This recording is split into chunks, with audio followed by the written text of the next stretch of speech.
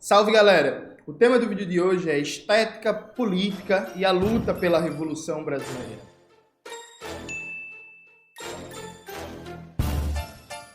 Note, acabei de assistir a entrevista lá no podcast As Ideias, né, que o Galo e o Thiago Torres, vulgo Chavoso da USP, entrevistaram o Humberto Matos e o Ian Neves. E aí, essa entrevista, ela rodou muito na internet esse final de semana por causa de um corte específico do Galo debatendo a questão de estética, junto com principalmente ali Humberto, e depois viralizou porque a direita pegou um trecho do Ian falando de tomada armada do Estado e foi para cima, com discursos ridicularizando, discursos anticomunistas e tal, inclusive o Henri Bugalho, né, que não pode ver uma brecha de anticomunismo colocado pela extrema-direita, foi lá falar merda também. Mas aí eu fui assistir o podcast inteiro. No começo, eu pensei em gravar um react de algum trecho, só que eu acho que não casa o react. Por que não casa? E aqui, veja, gente, não é necessariamente uma crítica à dinâmica do podcast, mas, sendo muito sincero, o que eu não gostei do podcast, por isso que eu não achei nenhum trecho que eu me sentisse à vontade, que eu achasse legal fazer um react. Meu irmão, não deu para desenvolver o raciocínio, tá ligado? A dinâmica estabelecida ali foi uma dinâmica muito de confronto, né, de troca mais direta, tipo, parecia em algum momento até debate de chapa ou alguma coisa nesse sentido. E aí acabou que os temas, os assuntos eram abordados de maneira muito rápida, um tema levava o outro e se entrava em outro tema e não se abordava nada com profundidade e por aí vai. Então, por exemplo, só na primeira uma hora do podcast se falou muito da questão de partido político, de partido de revolução, de teoria leninista do partido. E podem reparar, quem assistiu durante a primeira uma hora, esse foi um dos temas que mais foi, voltou, e ninguém conseguiu desenvolver ali muito bem. Percebe? Então ficou, por exemplo, quem assiste o podcast, simplesmente vai ver em vários momentos que aparece o assunto do partido político, mas simplesmente não deu para explicar por que é o partido que vai ser o órgão dirigente da revolução e não o movimento social, e não a federação de sindicato, e não a federação de movimentos sociais, e não a federação de coletivos, e por aí vai, sabe? Então eu não gostei muito da dinâmica do negócio, eu acho que acabou que ficou várias coisas abertas, inclusive pode gerar até algumas injustiças ao pensamento de Ian e ao pensamento de Humberto, e até ao pensamento do Galo também, que fazia bastante intervenções. Por exemplo, eu senti muita falta da intervenção do Chavoso. Eu achei que o Chavoso ficou muito calado durante todo o podcast. Mas acaba que, como eram intervenções muito rápidas e aquela troca e vai e volta, e vai e volta, e vai e volta, ninguém conseguiu ali desenvolver muito bem o que pensa. Então, sei lá, por exemplo, teve uma fala do Ian que ele falou umas 6 vezes, mas não desenvolveu, que eu fiquei assustado, que foi o Ian comparando a UP com os Panteras Negras, assim, tipo, não dá. E aí, o Ian, que nunca desenvolveu, e atenção, gente, você que é militante da UP, pelo amor de Deus, não vai dizer que você é ataque, não vai fazer falta polêmica em rede social, e por aí vai, viu? Não faço não, acalme seu coração. Mas veja, o Ian, basicamente, ele colocou como segredo de sucesso dos Panteras Negras a política assistencial que eles tinham, e é verdade, e eu acho equivocado, eu acho problemático colocar isso ou como central ou como grande elemento, ainda que, inegavelmente, foi parte da montagem da base social e do crescimento dos Panteras Negras. E aí o Ian compara a UP com os Panteras Negras porque a UP também tem uma política assistencial, né? As casas de referência para mulheres vítimas de violência, na pobreza, na miséria, sem casa, as outras políticas de trabalho de base da UP, né? do MLB, do movimento de luta por moradia e por aí vai. Mas veja, gente, essa comparação é desmedida. Se for assim, o MST é parecido com os Panteras Negras, porque o MST tem escolinha para criança, o MST tem atendimento médico para a população, o MST tem cozinha solidária, distribui alimentação, o MST tem corpo técnico para, por exemplo, mutirão para construir casa, tem assistência também para mulher vítima de violência, tem assistência psicológica, tipo assim, em termos de pensar um conjunto de políticas assistenciais para a classe trabalhadora, o MST, inclusive, é muito mais avançado, com muito mais estrutura, com muito mais políticas sociais do que a UP. Aí o MST parece com os Panteras Negras, Aí o PT nos anos 80, que fazia muito essas políticas assistenciais, muito mesmo.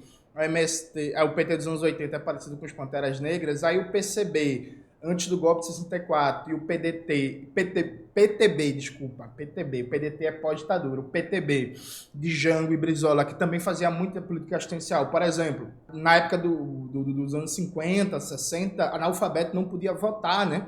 Então era extremamente comum, por exemplo, que tanto o PCB como o PTB desenvolvessem políticas de escolas populares para alfabetizar a classe trabalhadora. Aí dava alimentação, aí trazia um dentista, aí trazia um médico, aí ajudava, aí tinha doação de roupa, aí tinha não sei o que, tipo, fizeram isso em massa. Aí, tipo, o PCB das antigas e o PTB era próximo dos Panteras Negras. Enfim, eu até suspeito que o Ian deve ter uma compreensão muito mais profunda do que isso. Só que, inclusive, gente, quem quiser ler um pouco sobre os Panteras Negras e tal, o livro Raça, Classe e Revolução, a luta pelo poder popular nos Estados Unidos, bota aí na tela, Maxwell, por favor. Não é autopropaganda, é que esse livro, até onde me consta, é o mais completo em português sobre os Panteras Negras, com textos, né, dos militantes, dos dirigentes dos Panteras Negras. E vocês vão ver que, por exemplo, os dirigentes dos Panteras Negras não concordariam com essa frase que foi a política de assistência social para a classe trabalhadora negra que garantiu o sucesso, entre aspas, dos Panteras. Então tem vários problemas ali. E aí entrou-se no debate da estética, né? O Galo passou o podcast inteiro tentando trazer esse debate e, sinceramente, gente, sinceramente, teve momentos que a coisa tomou um tom um pouco não saudável de ver, porque teve momentos ali que pareceu que o Humberto e o Ian queriam passar atestado de pobreza, né? Queriam provarem que são revolucionários por uma convivência com a pobreza ou com um histórico com a pobreza. E não estou dizendo que eles não tenham, não estou dizendo, por exemplo, que o Humberto não veio de escola pública, que o Humberto não é um professor, que a vida toda é precarizada. Não se trata disso. É que o debate acabou girando muito em torno disso. E aí eu vou dar um mero pitaco, sabe? Uma tentativa de contribuição. Eu acho que o Galo está certo, estando errado. Por quê?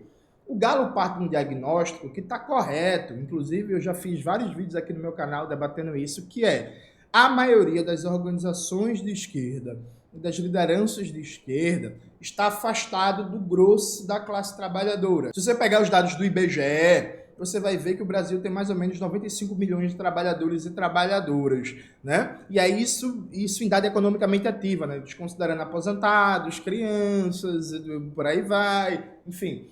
E aí, bicho, a real é o seguinte, a imensa maioria dessa classe trabalhadora está desorganizada. Isso a gente pode dividir em 3 grandes grupos, por assim dizer. Desde o ponto de vista das grandes e médias cidades, principalmente na faixa litorânea, boa parte dos trabalhadores de carteira assinada não está sindicalizado, né? O Brasil, por exemplo, tem um dos menores índices de sindicalização da sua história, depois da Contra-Reforma Trabalhista. Não está sindicalizado, não está em nenhum partido, não está em nenhum movimento social e por aí vai.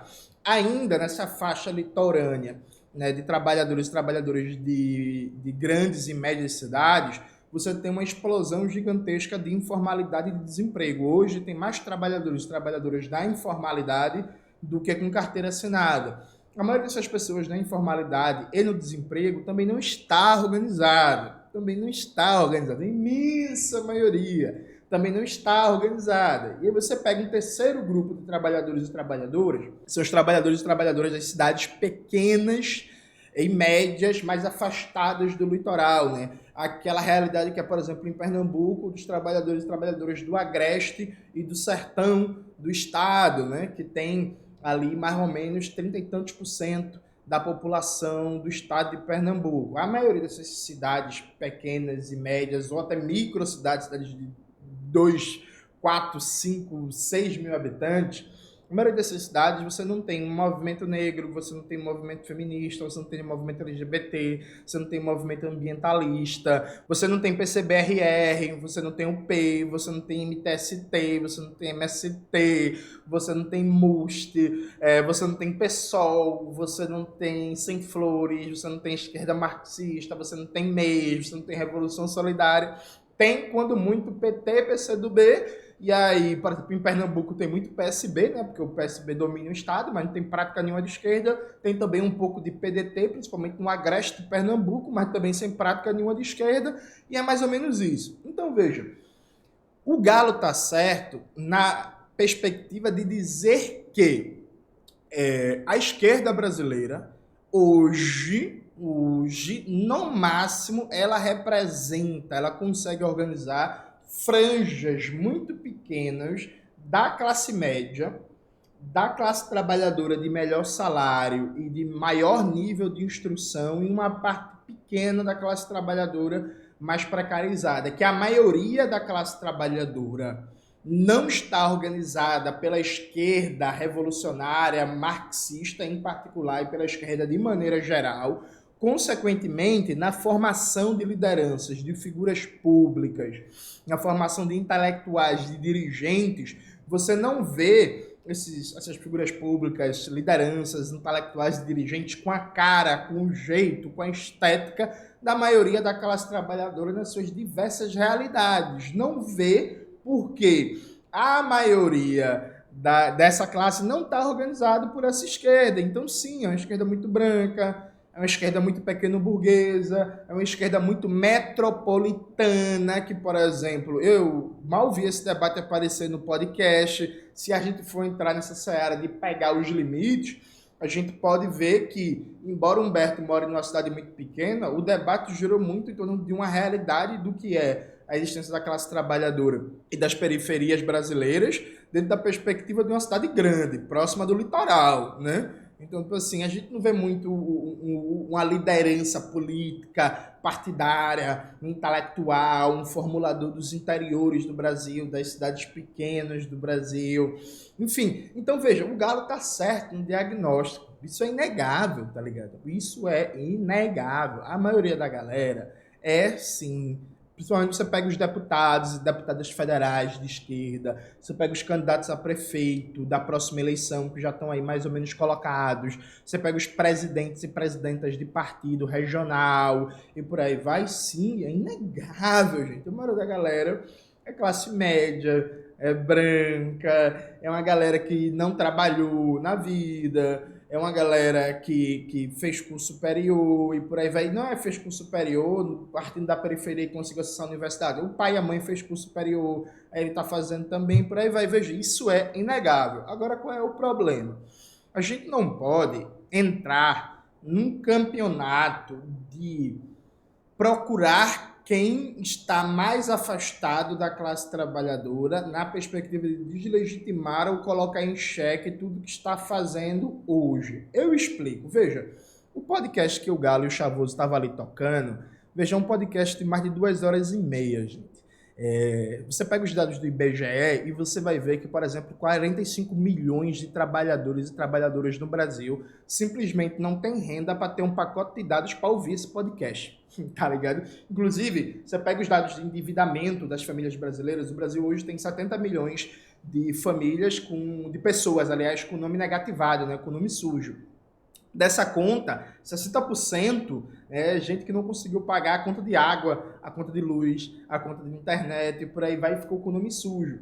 E aí, galera, tipo assim, se a gente for entrar nessa lógica, eu poderia, por exemplo, entrar num debate com o Galo e passar 2 horas dizendo assim: Galo, teu podcast não chega no Brasil mais profundo, mais miserável, porque vocês têm um podcast aqui de 2 horas e meia que a galera nem tem pacote de dados para ouvir. E é isso, tá ligado? Ou então, o que é uma constância hoje, por exemplo, a galera tem que escolher entre comprar o gás e consumir energia elétrica. Então, ela prefere comprar o gás e passa o dia todinho com as luzes desligadas, às vezes com a geladeira desligada, para economizar energia. Também tem pouca comida, normalmente não tem carne, que é elemento mais perecível, e arroz, feijão, macarrão, fubá pode ficar fora da geladeira e simplesmente não tem condições. Porque assim, gente, vamos lá. O Brasil tem hoje, enquanto eu estou gravando esse vídeo, o Brasil tem 30 milhões de pessoas passando fome. Vocês acham que esses 30 milhões de pessoas passando fome vão ter tempo, condição psicológica,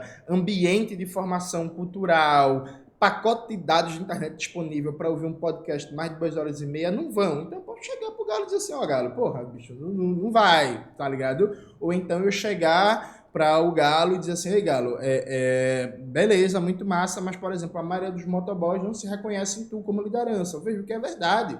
Assim como a maioria dos trabalhadores não se reconhece em mim como liderança, não se reconhece no partido político, no projeto político que eu defendo como liderança.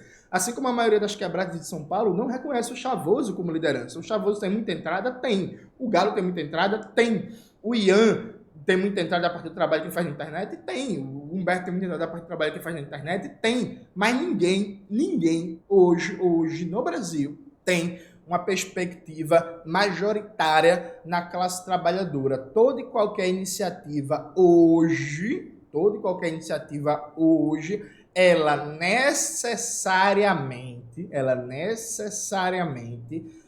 vai ter uma característica de ser minoritária frente ao tamanho da classe trabalhadora. Então, por mais que o trabalho social esteja sendo bem feito, por mais que o trabalho sindical esteja sendo bem feito, por mais que o trabalho de moradia esteja sendo bem feito, por mais que o trabalho de comunicação esteja sendo bem feito, ela vai ser minoritária. Então pegue, por exemplo, o MTST, o maior movimento de luta de moradia do Brasil, não é isso? Perfeito. O MTST não consegue organizar 10% das pessoas que estão sem casa ou ameaçadas de ficarem sem casa por causa do preço dos aluguéis no Brasil inteiro.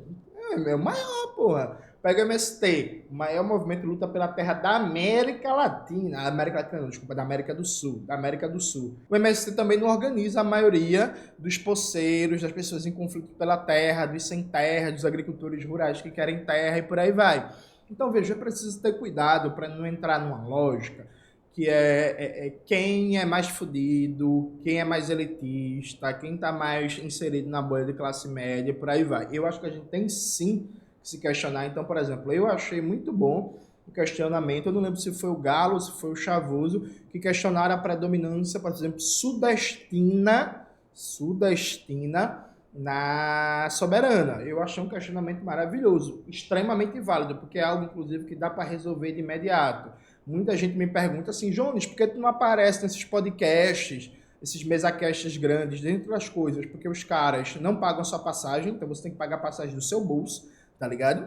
Esse é um fator. E a segunda coisa é que, por mais que tenha visibilidade, por mais que tenha alcance e tal, você não está no eixo Rio-São Paulo e você não está ligado a um aparelho político do eixo Rio-São Paulo. Então, sim, tem um interesse menor, tá ligado? É isso. Eu girei muito nos últimos tempos meu conteúdo para debater cada vez mais Pernambuco, para debater cada vez mais meu estado. Então, isso perde o interesse da galera.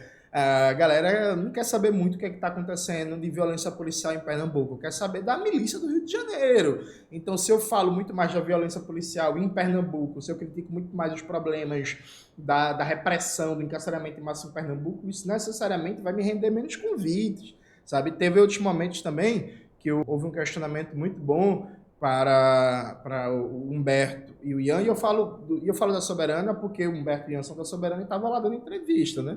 Mas tem um questionamento muito bom que é sobre a presença de pessoas da classe trabalhadora, precarizada, de como é que eles não aparecem, quem é a cara da Soberana. Veja, todos esses questionamentos são válidos, só que a gente precisa entender, e esse ponto aqui que é central, veja, a gente precisa entender nossas limitações, entender o quanto ainda a gente está longe de ter uma hegemonia proletária na sociedade brasileira, mas sem uma lógica cristã se martirizar, sem uma lógica cristã de dizer assim, estamos fazendo tudo errado, sem uma lógica cristã de questionar o quão não popular a gente é e a partir disso não gerar uma mobilização para mudar, mas gerar muito mais você é playboy, você é playboy, você é playboy, você é playboy, você é playboy, você é playboy. Porque em última instância, hoje no Brasil, toda iniciativa de esquerda, barra socialista, barra anarquista, barra marxista, não é majoritariamente popular, entendido como lastreado na maioria da classe trabalhadora, percebe? Isso por um lado. Aí vem o segundo lado. Eu achei muito bom a provocação do Galo sobre a estética, sabe? Teve uma hora que o Galo falou um negócio que eu achei do caralho. Tipo assim, o Galo falou, porra, eu acho o MST foda, gosto do MST, tal, mas eu não gosto da figura do Stedley, porque o Stedley parece um patrão meu. Veja, é uma provocação muito boa, uma provocação que eu acho legal. Agora, eu acho, inclusive, já debati isso várias vezes, que a gente precisa, sim, proletarizar e enegrecer a esquerda brasileira. A esquerda brasileira é pouco negra. A esquerda brasileira é pouco periférica, tá ligado? Tipo, é muito doido como o que se considera como música de esquerda, como referência cultural de esquerda, é uma MPB que simplesmente a maioria da classe trabalhadora nem sabe que existe. Então, por exemplo, sabe? Por exemplo. Eu acho a provocação do Galo muito boa. Só que qual é a minha questão?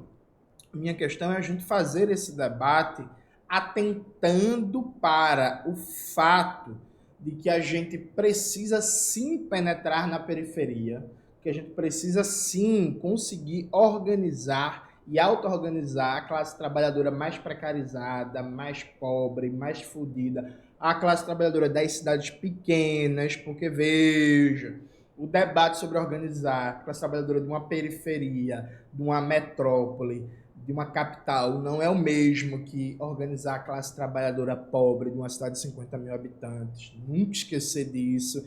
Tá, organizar a classe trabalhadora no Ibura, aqui em Recife, não é a mesma coisa que organizar em Bezerros, no Agreste Pernambucano. Não esqueça disso. A gente precisa fazer tudo isso, mas a gente precisa também ter uma perspectiva de organização política que garanta a hegemonia proletária e que organize também, e aqui preste atenção, que organize também a classe média, a classe trabalhadora de melhor salário, a classe trabalhadora da cidade grande, a classe trabalhadora da cidade pequena, a população da cultura, alguns profissionais liberais. É claro que a nossa prioridade não vai ser organizar a classe média nem a classe trabalhadora de melhor salário, mas é também parte da nossa luta política. Porque, veja, repare bem, eu, por exemplo, quando eu entrei na universidade, eu sofri toda uma pressão para me adequar àquela dimensão cultural ali colocada, né? Então, assim, para eu começar a ouvir MPB e deixar de gostar de pagode, deixar de gostar de swingueira, para eu só assistir filme chique, filme culto e por aí vai. E desde cedo, com muita tranquilidade, eu recusei aquela pressão cultural. Eu não senti necessidade de me adaptar a um estereótipo de um intelectual oriundo de classe média para fazer o que eu faço. Eu tive uma decisão consciente. Então, por exemplo, eu me visto como eu me vestiria antes de entrar na universidade. E a grande diferença é que hoje eu tenho um pouquinho mais de dinheiro, então eu consigo ter uma capacidade de compra, de consumo mais diversa. Né? Então, provavelmente, na época, antes de entrar na universidade, eu não teria essa camisa. Por quê? Essa camisa, se não me falha a memória, foi 40, 45 reais, e quando eu tinha 19 anos, eu não tinha 45 reais para dar numa camisa, sabe? Então, essa é a grande diferença. E aí, o que eu quero dizer com isso? Eu continuo sendo a mesma pessoa. Eu consigo estar numa obra, eu consigo estar num terreiro, eu consigo estar numa escola pública, eu consigo dialogar com todos esses ambientes, porque é um ambiente onde eu nasci, onde eu cresci, e eu moro num bairro proletário de Recife. Eu evito falar o nome do bairro por questão de segurança, mas eu moro num bairro proletário aqui de Recife, em que a galera que mora na minha rua é a galera que é telemarketing, que é caixa eletrônico, que é Uber, que é desempregado, que é empregado doméstico e por aí vai.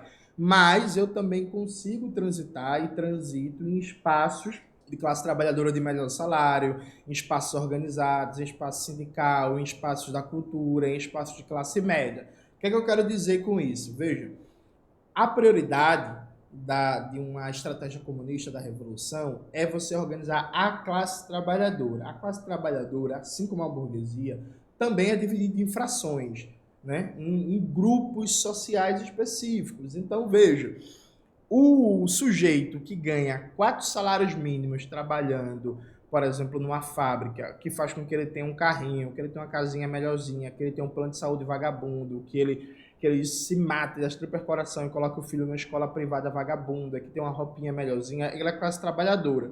A pessoa que está na informalidade vendendo pipoca e vivendo com só 700 contos por mês, também é classe trabalhadora. Entre os dois vai ter uma diferença gigantesca. Vai ter uma diferença de universo cultural, vai ter uma diferença de lazer, vai ter uma diferença de ciclo social, vai ter uma diferença de percepção de mundo, vai ter uma diferença de predisposição para se organizar, vai ter uma diferença do que vai tocar. Eu preciso criar uma estratégia que dialogue com, usando só esse exemplo, a gente poderia dar outros vários, com essas duas frações da classe trabalhadora. Porque ambos são trabalhadores, percebe?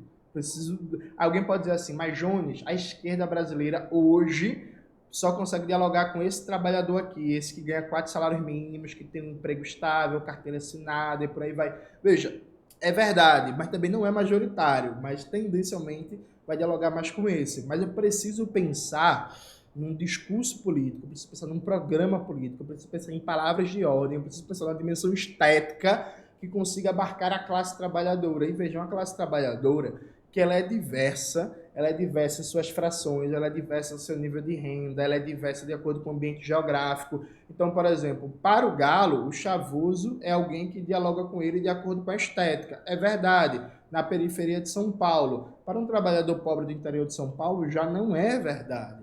Para um trabalhador, uma trabalhadora de Belém do Pará, já não é verdade, certo? Para um trabalhador, para uma trabalhadora do interior do Rio de Janeiro, também não é verdade, percebe? E, tipo, é isso. O Humberto, por exemplo, ele pode sim, muito tranquilamente, ser alguém que esteticamente, pelo que ele é, pelo que ele aparenta, por como ele se veste, dialogar muito bem com a classe trabalhadora do Rio Grande do Sul, porque Humberto é branco, só que para os padrões do Rio Grande do Sul, Humberto é pouco branco.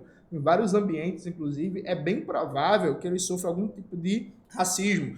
Então, pode ser para alguns ambientes que a estética de Humberto dialogue sim. Ou seja, o que eu estou dando essa volta todinha para dizer? Que a gente tem que, na hora de pensar o desafio de organizar a classe trabalhadora, conseguir criar um aparelho político que realmente seja portador de um projeto de hegemonia proletária, que consiga organizar a classe trabalhadora dentro da sua diversidade racial, geográfica, religiosa, de ocupação na divisão social do trabalho, de estratos de renda, de formação, de universo cultural, e isso não é fácil.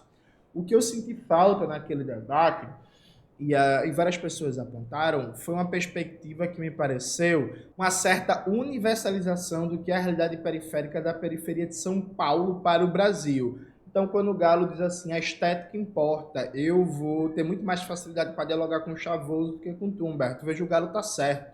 É verdade. Só que aí, veja, existem estéticas, existem formas de ser da classe trabalhadora, percebe? Formas de ser da classe trabalhadora. Então, por exemplo, se o Tiago fosse na minha favela, fosse eu e ele na minha favela, na Borborema, não é porque eu sou de lá não, viu gente? Mas veja, vamos imaginar que eu não sou nascido e criado na favela da Borborema.